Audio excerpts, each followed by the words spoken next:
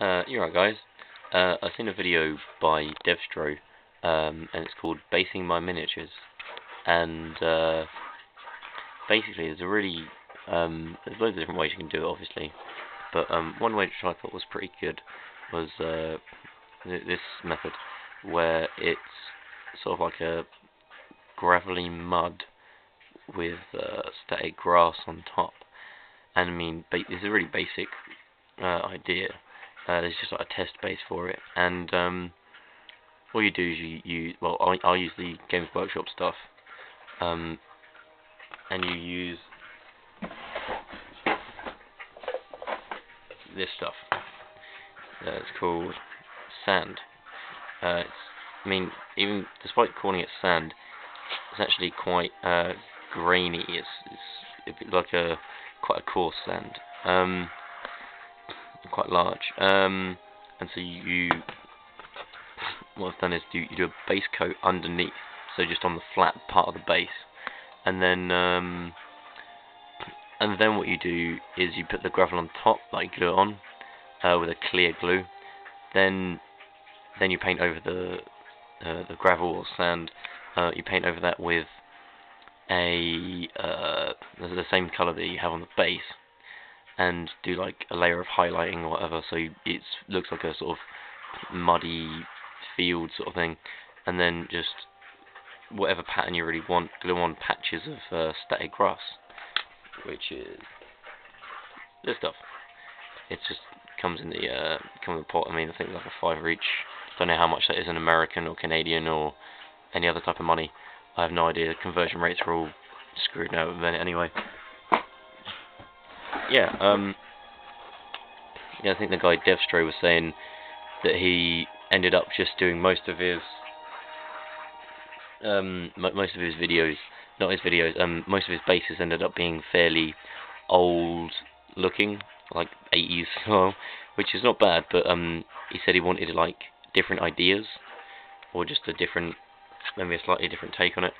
So here's one. I mean, there's loads of other examples, and I'm sure much better ones, but this is just a nice little example for him of it's only a couple of basic things, but it avoids the green bright bases, which is, it's okay. I'm not sure how well this is coming out on the camera. I mean, the macro function doesn't work properly, I don't think, on this yet. But anyway, also on the subject of basing, you can see I've got 2 units of Graveguard, and I was using these movement trays, these ones here, modular ones you get from Games Workshop. They come in a big sheet, and you cut them out. I'm sure you've seen them before. You glue them all together, and it's kind of annoying because all the models keep falling over and shit like that, But what I found, watched Blue Table Painting have been doing it for quite a while, and I've seen other people like Rubbish In, Rubbish Out, and I think Devstro as well. I've seen using this sort of technique, and it's magnetizing bases for it.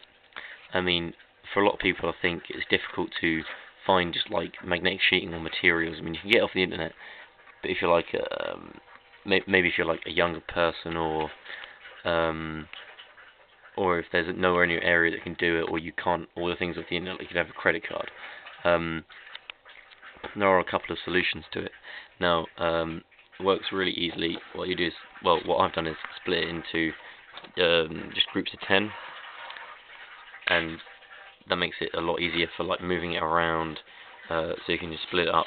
And also, when your models die, if you're in a combat with another unit, and you lose like 10 models, like you lose one at a time, you can take them off and put them back on. If you're undead, you can raise them from the dead. But if you're just taking off models, then you don't have to have loads of excess base left at the back. Sort of makes the table look tidier. Plus, you don't have the problems of like when you're declaring charges and things. Sometimes with these movement trays, you can see here there's an extra little bit added on, so it's like It's not much, but if it makes a difference between declaring a charge and doing it or not, then you can get into arguments basically in games. And with this, there's no extra. It's straight flush onto the bottom of the bases, and it's really quite strong. I mean, with the one I've got, you can pick them up, hang them upside down. Bollocks. Well, I knew that had happened when I was trying to demonstrate it. Let's try it with a different one. See if it'll work on this one. Okay, second time lucky. There we go. You can hang them upside down and they won't come off. Really strong magnets. You never have a problem with falling over. So, like I was saying, some people find it quite hard to find like the materials for it, or they might do. And I found that there's one really easy option. I'll just show you.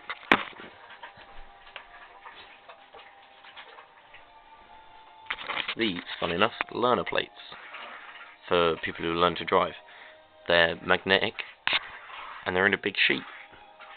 So I thought, hey, why not? They're only $2.50 for, you get 2 plates, and that's enough to do like maybe 6 units with two plates, and you use just a little strip to put on the bottom of each model's base. So yeah, I mean that's a hell of an area. If you look at this, the size of this, look at the size of units. I mean, you can fit a lot on there, and it's only a couple of quid, you know, 2 or 3 quid. I just thought it was maybe helpful for some people who can't get hold of magnetic sheeting that well, and also like you can get these little magnets here.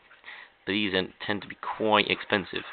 Now what I've done is, in fact, you just cut bits up of the license of the learner plate, and you really don't need much, as you can see right here. These guys are on a magnetic base made out of the learner plate, and they're held on. Each one only has a tiny little square at the bottom of the same sheeting, which all comes for like 2 or 3 quid, and it holds on really strong. I mean, you can always pick them up by holding the model, which is really good. And one thing I would say actually is, when you're cutting out the bases, if you're going to do this method of magnetizing, leave a tiny little strip on one side, because if you're trying to pick it up, let's try and show you here, see if I can get it right. Yeah, if you're trying to pick these up and you push the side, you end up pushing the bases and it moves them around and everything. So if you leave one little tab here, it means you can pick it up, and once you've got it in the air, you can do anything with it. Like they won't fall off or anything. So yeah, that's one thing you should watch out for, is not having enough space on one side. Other things to watch out for, I'll show you here. If you just take one model, now if you see, it sticks onto the base, okay? Now if you stick it onto the edge, right, sometimes if you try and move it, it will move only a certain distance. Like you can either snap it onto the edge, or you can snap it on and it will move a certain amount away. Like, I mean, you can't get it in between there. It will go to a certain distance, which can be quite awkward if you haven't cut it to the right size. So when you're cutting it out, be careful that you leave a little bit extra, so that you can make sure that it will actually snap to the right bit. And the other problem as well that you might have is that you can see these lines. You see, like there in the light where the shadow is of my finger, running along that way.